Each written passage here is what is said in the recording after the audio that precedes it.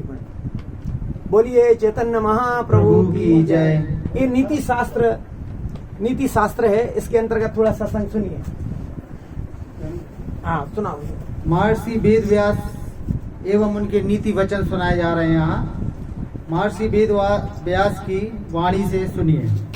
कलयुग की महिमा।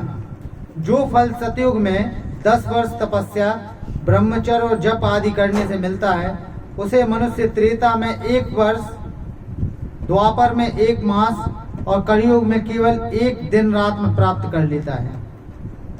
इसी कारण मैंने कलयुग को श्रेष्ठ कहा है। जो फल सतयुग में ध्यान, त्रेता में यज्ञ, द्वापर में देवार्चन करने से प्राप्त होता है, वही कलयुग में श्री कृष्ण चंद्र नाम की कीर्तन करने से मिल जाता है। सुख दुख जन्म मृत्यु। मनुष्य के पास सुख के बाद दुख और दुख के बाद सुख क्रम से आते ही रहते हैं। ठीक वैसे ही जैसे रथ चक्र की नेमी के अरे इधर उधर घूमते हैं।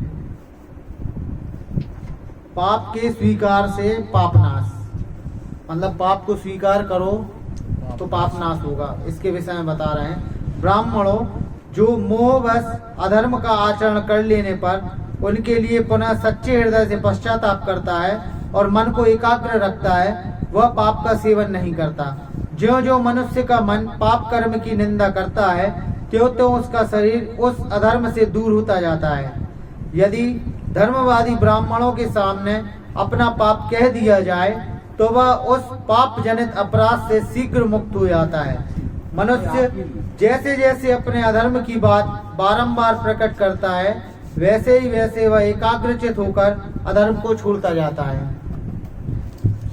यम नियम। सत्य, क्षमा, सरलता, ध्यान, क्रूरता का अभाव, हिंसा का सर्वथा त्याग है। मन और इंद्रियों का संयम, सदा प्रसन्न रहना, मधुर बर्ताव करना और सबके प्रति कोमल भाव रखना, ये 10 यम कहे गए हैं। शौच, स्नान, तप, दान, मौन, यज्ञ, स्वाध्याय, व्रत, उपवास और उपस्थ इंद्रियों का दमन, ये 10 नियम बताए गए हैं। सत्य। सत्य बोले, प्रिय बोले, अप्रिय सत्य कभी ना बोले। प्रिय भी असत्य हो तो ना बोले। यह धर्म वेद शास्त्रों द्वारा वेद है। सत्य से पवित्र हुई वाणी बोले तथा मन से जो पवित्र जान पड़े उसी का आचरण करें। असत्य भाषण, पर स्त्री संग, अभक्ष्य भक्षण मतलब गलत खान पान, जो प्रभु जी हमेशा समझाते हैं, तथा अपने कुल धर्म के विरुद्ध आचरण करने से कुल का शीघ्र ही नाश हो जाता है।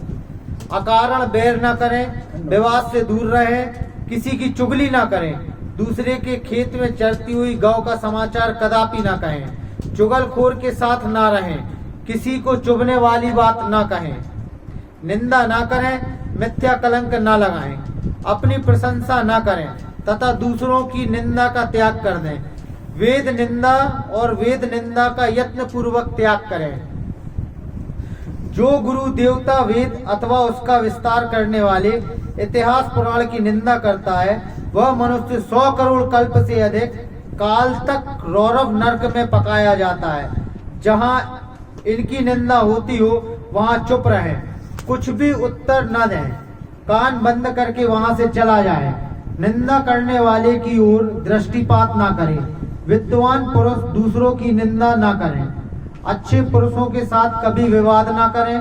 पापियों के पाप की चर्चा ना करें। जिन पर झूठा कलंक लगाया जाता है, उन मनुष्यों के रोने से जो आंसू गिरते हैं, वे मिथ्या कलंक लगाने वाले के पुत्रों और पशुओं का विनाश कर डालते हैं। आई समझ में? झूठो तुमने कोई भी आरोप लगा रहा हो, अब रो रो बेचारो, हमने नहीं करो भैया नहीं करो, तो वो के जो आंसू गिरे हैं आपका एवं आपके पुत्रों का और आपके पशुओं का विनाश कर देंगे। ब्रह्म हत्या, सुरापान। हाँ। सुरापान मतलब मदरापान। मदरा। चोरी और गुरु पत्नी गमन आदि पापों से शुद्ध होने का उपाय वृद्ध पुरुषों ने देखा है, किंतु मिथ्या कलंक लगाने वाले मनुष्य की शुद्धि का कोई उपाय नहीं देखा गया। माता पिता की पूजा, पति की सेवा, सबके प्रति समान भाव, मित्रों से द्रोह न करना और भगवान श्री विष्णु का भजन करना। ये 5 महायज्ञ हैं। भैया एक बार और सुनो 5 सुनाओ महायज्ञ। सुनाओ। माता पिता की पूजा, आओ। पति की सेवा, सबके प्रति समान भाव, मित्रों से द्रोह न करना और भगवान श्री विष्णु का भजन करना। ये 5 महायज्ञ हैं। ब्राह्मणों, पहले माता पिता की पूजा करके मनुष्य जिस धर्म का साधन करता है वह इस पृथ्वी पर सैकड़ों यज्ञों तथा तीर्थ यात्रा आदि के द्वारा भी दुर्लभ है। पिता धर्म है, पिता स्वर्ग है और पिता ही सर्वोच्च तपस्या है। पिता के प्रसन्न हो जाने पर संपूर्ण देवता प्रसन्न हो जाते हैं। जिसकी सेवा और सद्गुणों से पिता माता संतुष्ट रहते हैं उस पुत्र को प्रतिदिन गंगा स्नान का फल मिलता है। सुन लो भैया। समझ गए। माता सर्वती सर्व तीर्थमयी है और पिता संपूर्ण देवताओं का स्वरूप है। इसलिए सब प्रकार से यत्न पूर्वक माता पिता का पूजन करना चाहिए। जो पुत्र माता पिता के चरण कमलों का जल पीता है उसके करोड़ों जन्मों के पाप नष्ट हो जाते हैं। वह मनुष्य संसार में धन्य है। जो नीच पुरुष माता पिता की आज्ञा का उल्लंघन करता है वह महाप्रलय पर्यंत नरक में निवास करता है। जो रोगी, वृद्ध, जीविका से रहित, अंधे और बहरे पिता को त्याग कर चला जाता है वह रौरव नरक में पड़ता है। प्रभु जी वो बोलिए चैतन्य महाप्रभु की जय। आइए इसके बाद अपन लोग रामायण पढ़ते हैं। ईश्वर अपने साथ दे रहे हैं क्योंकि उनको भजन सुनना है और रामायण सुनना है, तो आप जो है सब कुछ करा रहे हैं। बोलिए हरि राम संकीर्तन की जय।